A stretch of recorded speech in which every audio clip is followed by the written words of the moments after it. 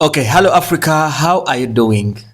My name is the madman of Uganda. Now keep subscribing on my page, the friendly man. This is the page. Of course, people call me the madman, others call me the friendly man. I'm proud of being an African. Subscribe and follow me. For today's case, I have decided to come here. We're just going to discuss about the youngest president. Yeah, the youngest president in the world and how it's making Africa proud. Oh my goodness. The reason I decided to sit here, there is a video rolling under my screen there. That is a video of Captain Traore from Burkina Faso. I watched only 4 minutes, but I was very proud. I was so proud of this young man. Our generational president. I was so proud of Traore.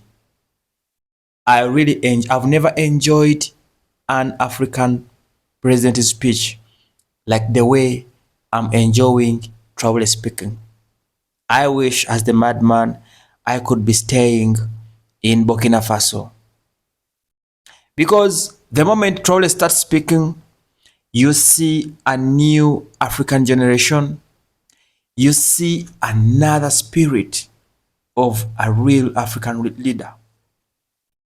Of course, the world will talk about him being a dictator. The world will talk about him as a man who came through a coup. But I, for one, having a Democrat who doesn't care about his country, I rather have a coup master who understands his people. Traore is a young man. He came on presidency at around 34. He has spent 2 to 3 years leading this country. The rate at which Traore is transforming Burkina Faso, the rate at which Traore is setting the pace for African countries, we are really proud of you, Traore. In that speech, I picked something small. Traore said that as Africa, we are living under puppet life. The masters or the rich countries are working hard on suffocating African leaders. Man, Traore's speech was a very strong speech. One day he said that the world says that Africa is a poor continent. And he ended up asking that why are they not leaving Africa? If you guys say that Africa is a poor continent, why are you not leaving Africa? Why is that everyone is coming to Africa?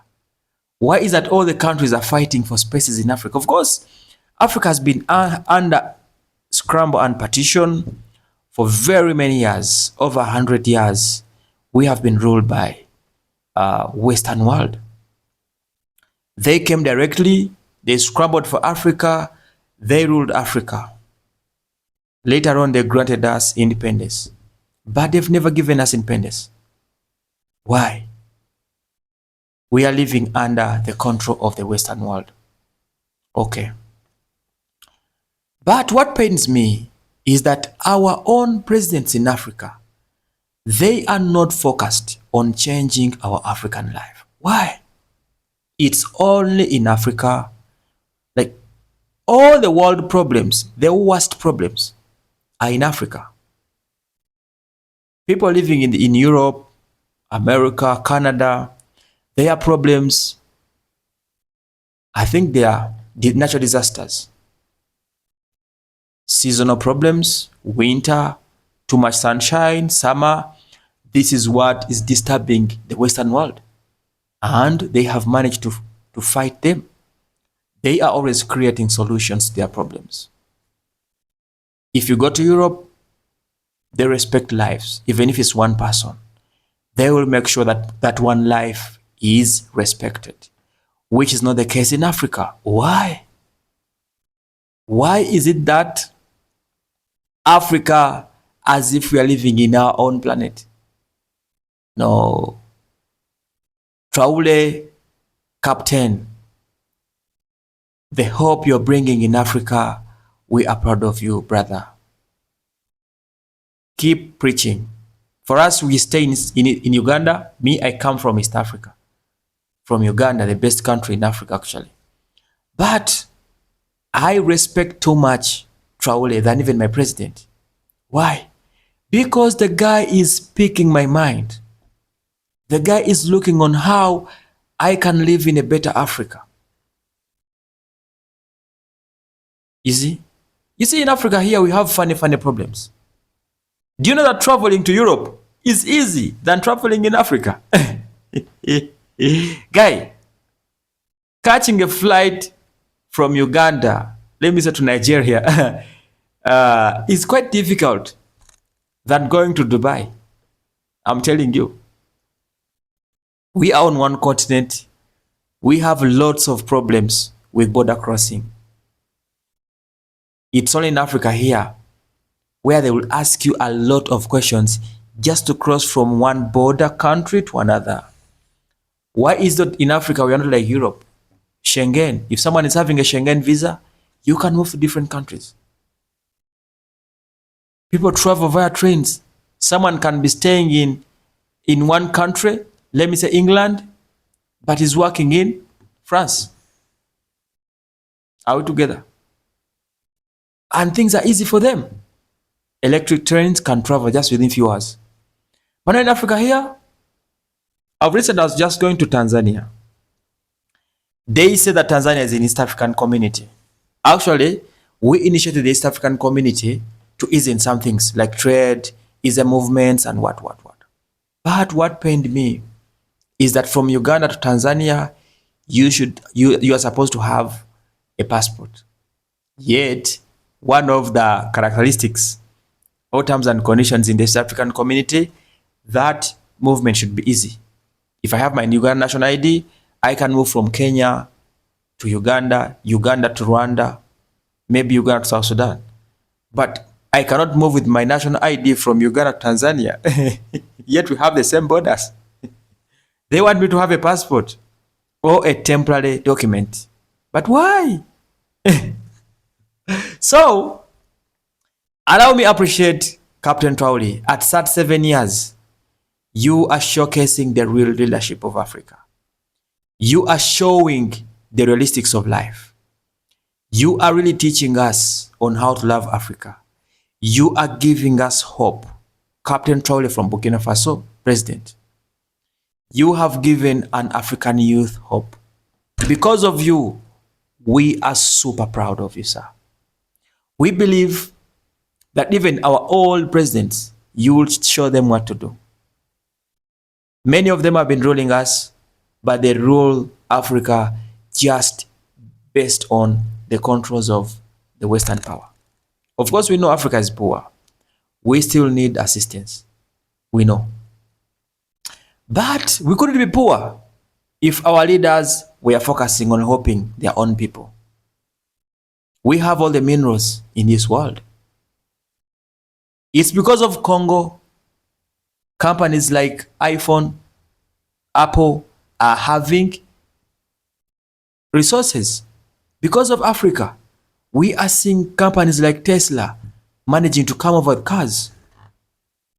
At the same point, we give them minerals at cheap cost and we end up importing their cars at very expensive. In Burkina Faso, life is changing. I know it will be a gradual process. It will be a gradual growth. But at least according to what we are seeing, according to what we are reading, according to what is coming from Burkina Faso, the economy, how you're handling the economy, how you are handling the Burkina Faso's security, how you are handling governance, how you are handling the people in Burkina Faso really gives us hope in Africa that at least one day the African hope will keep shining. Those used to be words of Shak Sali, yeah, the late African legendary. Guys, I think it's time for Africa to shine. But how are we going to do it? People to spearhead Africa are supposed to be the leaders. I'll just talk about a little example. I'll come here and discuss about the insurgencies in South Sudan. As we speak now, the youngest country in the world is at the verge of having a civil war. But why? The answer is just small. The two big leaders of South Sudan, Riek Machar and Salva Kiir, are not ready to sit down and discuss for the better of their country. They are not ready. Salva is not ready to lose even a percentage of his power. And Riek Machar says they are not going to allow it. So, where two big elephants fight, the grass must suffer. So because of these two big men struggling for power, South Sudanese are suffering. Just because of the two big heads of state. At the end of the day, they have the money to construct big buildings. They will have enough security for themselves, but they don't care about their people. The country has been there. They have been living under some tensions, but now they are not bothered about what can happen. The 12 million people in South Sudan. Guys, I'll come back with the story about South Sudan soon. We discuss about it. But today's case, I have come here to celebrate Captain Traore, the youngest African, not even African, the world's youngest president, and how he has managed to rule the country. The visions Captain Traore is having for his country is really massive, very massive. I'm super proud of all African presidents who are trying to make things happen, who are trying to change their people's lives. I'm really proud of you guys. I think as African youths, we should always support and praise Traore.